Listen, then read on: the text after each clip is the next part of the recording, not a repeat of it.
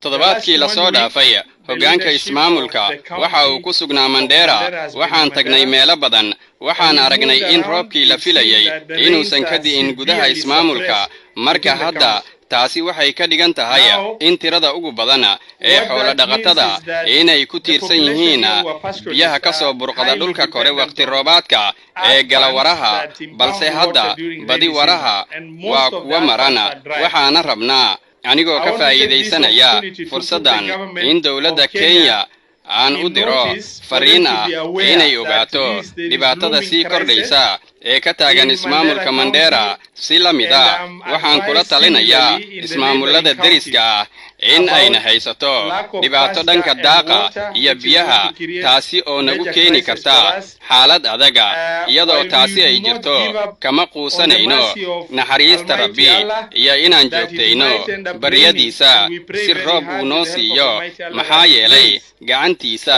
ayaa ah midda naga deeqi karta baahida sidaas daraadeed dawladda dhexe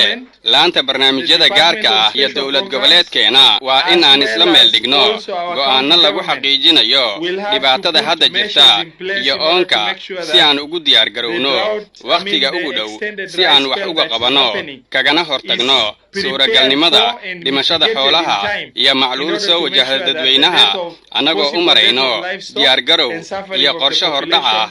si la mid ah marka la siiyo taageero badan qaybaha kale ee ilaha dhaqaalaha waddanka waxaa jira jahawareer iyo niyad jab soo wajaha gobolka sabab la xiriira roob yarida iyo abaarta sidaa daraadeed waxaan ka rabnaa dawladda inay ogaato qorshahana ku darsato xaaladan NDMA sidoo kale waa inay samaysaa qiimayn lana socoto xaaladda biyaha waraha guray iyo gabaabsiga daaqa waxaan sidoo kale ka rabnaa daneeyaasha in ismaamulka ay la meel dhigaan tallaabooyin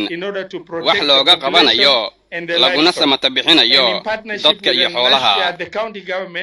we need to start putting measures in place in order to protect the population and the livestock.